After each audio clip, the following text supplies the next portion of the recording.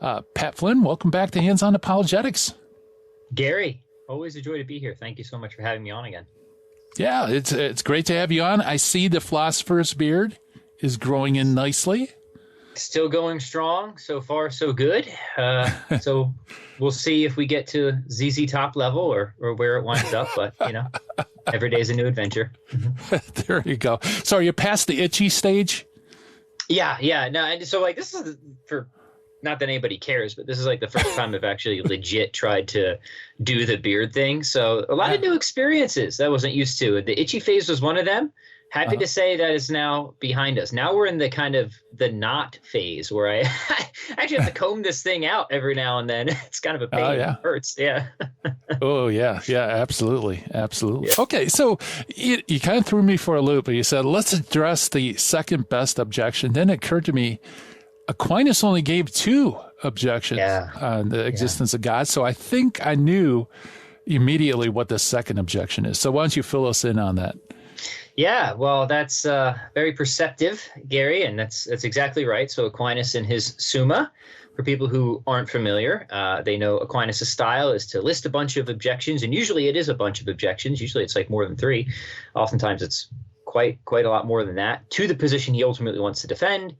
And he's really good at steel manning, right? He's really good at presenting objections in a very strong form that when you're reading through those, you kind of wonder, oh boy, how's he ever going to deal with this one, right? But then amazingly, he seems to always, have the better of the argument, right? But there's something very Houdini. Yeah, no, seriously, that's a great illustration. How's he ever going to get out of this one, right? But then by magic, he seems to, right? Or just by good argument, really. But interestingly, when it comes to the question of God's existence, he only lists 2 objections. It's very curious, but it's not that curious because at the end of the day, I think he's right. I think there really are just 2 primary objections to the existence of God. And this is, I think, mirrored today in the contemporary debate. These are still pretty much the only 2 objections that are presented. And the first one is the problem of evil. Most people are familiar with that.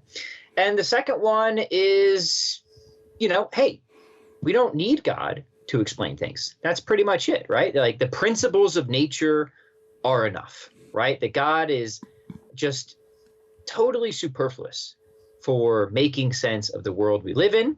And this is a different type of objection because where the problem of evil is meant to either strictly disprove God or show that God's existence is highly improbable, this objection is it's kind of softer than that. It's kind of hey, there's just no good reason to believe in God, right? Maybe God exists, but there's no real standing for thinking that, right? Because if the whole reason you think God exists is because he explains something, well, guess what? Everything in nature can be explained just by reference to nature. And in more modern times, it usually is wrapped up with some sort of scientism. Science rocks. Science can explain everything. You don't need to go beyond the science, right? That's sort of what motivates naturalism, which is sort of philosophical atheism in slogan form. It's just don't go beyond the science. Science has got this. And God isn't anywhere to be found in science, so no real good reason to believe in God. That's kind of the argument in a nutshell. Mm-hmm. Yeah. So is that the strength of the argument? Is that because it kind of appeals to parsimony that the simplest answer is the best, and just adding God to the equation just makes it not only superfluous but more complex? Yeah, also very perceptive. So as you know, Gary, I'm kind of writing a whole book on this subject. So this will be a little bit of a teaser. The way I present the argument in the book in its more modern form is this. It'll say something like, hey, if 2 theories explain just as much, believe the simpler theory. Theism and atheism explain just as much, or somebody might say there's nothing that theism can explain that atheism can explain just as well. However, atheism is a simpler theory. In which case you should go with the simpler theory if things are on a sort of explanatory par. So yes, that's right. A large amount of this will come down to the notion or the suggestion that there's something about naturalism that it's more virtuous as a theory because in some sense it's more simpler, and that's a good thing. It's not often fully articulated why that's a good thing or how exactly naturalism is simpler, but we can get into that and as we move along in this conversation. But I do want to emphasize that There are two ways ultimately to respond to this argument, and maybe we can hit a bit of both of them in this conversation, because there's essentially two claims that are often advanced by the atheists to try and push this argument forward. The first is that naturalism really can explain everything that theism can, right? That's the first claim. So at least getting to an explanatory stalemate is part of the claim. Maybe some naturalists want to think that naturalism can even explain things better than theism, but minimally they're trying to at least get it to an explanatory stalemate, right? Mm-hmm. And then if that's right, naturalism is simpler theory, and for those reasons should be believed. I think both of those are false. I think the theists can and should challenge both of those claims.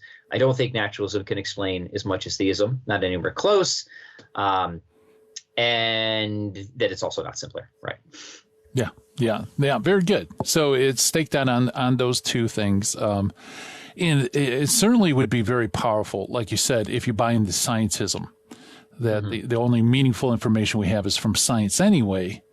So obviously the full extent of human knowledge is constricted to what we can observe and measure, and so what else is there but science? I can see where that worldview kind of fits perfectly with that.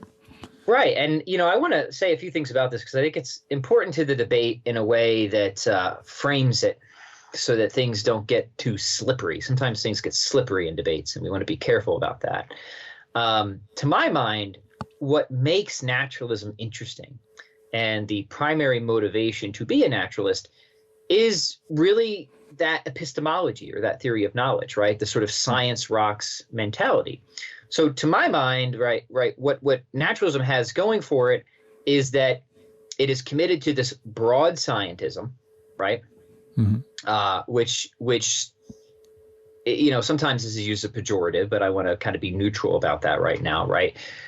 Which is an epistemology, a theory of knowledge, which for the naturalists sort of constrains their ontology or the things they think actually exist, right? Mm-hmm. So the idea is something like this, right? If what we know is what comes through the hypothetico-deductive method, the scientific method, right? That's all we can know. And the things that are revealed for that are also the things that exist, right? So don't go beyond that. Don't go beyond that. And if you think that that's right, if you think that that's the primary, and if you think that it's the power of science that makes it so sort of convincing and intriguing, and that's the primary motivation for naturalism, then I think that should sort of shape naturalist commitments in a way, right? And what I mean by that is I think naturalists should not, for example, be committed to any sort of weird stuff. And by weird stuff, I mean stuff that we don't really find in the current science or that we would really reasonably expect to find in any future science. And I'll give one example of that. Moral facts, which are represented by true moral claims, such as it is always and everywhere wrong to torture a small child because somebody promised you $10 to do so, right? There's nothing in science, right, that would that gives us that to think that there are any moral facts of any sort. And this is, and the reason I'm bringing this up is I think that if you understand what motivates naturalism and what falls out of that, there are certain consequences and positions I think a naturalist should hold. And one of those positions is I think they should be what's called a moral anti-realist, right? They shouldn't think that there are any moral facts in the sense that there's any sort of objectively binding moral truths that are totally independent of our opinions or attitudes toward them, right? And I think it's contrived and ad hoc for naturalists to avoid that position and try to give accounts of a sort of an objective morality. And the reason this matters for the debate at hand is if we're trying to compare different paradigms, say theism and naturalism, we sort of have to settle on a list of things that actually need to be explained, right? So think and by paradigms, I'm talking about worldviews in this conversation. And worldview mean like a big picture of reality, like the most fundamental theory you can give to kind of a theory of everything in a philosophical sense, right?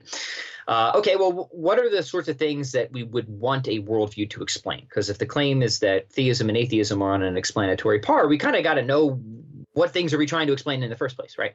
And when we're talking about worldviews, these are going to be presumably very broad, basic types of features, right? So I would say things like contingency. Why are there any contingent things at all would be something that we want an explanation of. I would also say moral facts are something we want an explanation of. I think there's lots of good reasons to think that there actually are moral facts. But if it's the case that a sort of naturalistic worldview steers you toward a moral anti-realism, we can already see that we're not getting a good explanation of something that needs to be accounted for. What we're getting is an elimination of something that needs to be accounted for, right? But that's hard to see unless you first appreciate what motivates naturalism in the first place, what makes it interesting, and what should we allow the naturalists to kind of put in their worldview in the first place. And this is something where people get a little bit slippery on. And I want to say that we have to be careful about this because many naturalists, contrary to what I'm arguing, are not moral anti-realists. They are moral realists. They think that there are moral facts, right? And they give all sorts of extravagant answers to try and explain it. But I think that those answers are inconsistent with what primarily motivates naturalism, to the point that it seems like you've given up that primary motivation. If you're going to posit all this extra stuff that goes beyond the science, then why be an atheist or a naturalist in the first place, right? Right. So this is kind of a long-winded way of me kind of framing what my global answer to this issue is, which is that if naturalism is going to try and keep up with theism in the explanatory race, it's going to have to go beyond its sort of inherent framework and get pretty complex and contrived pretty quickly. All right, very good. We're chatting with Pat Flynn of Philosophy for the People on YouTube. More to come right after this.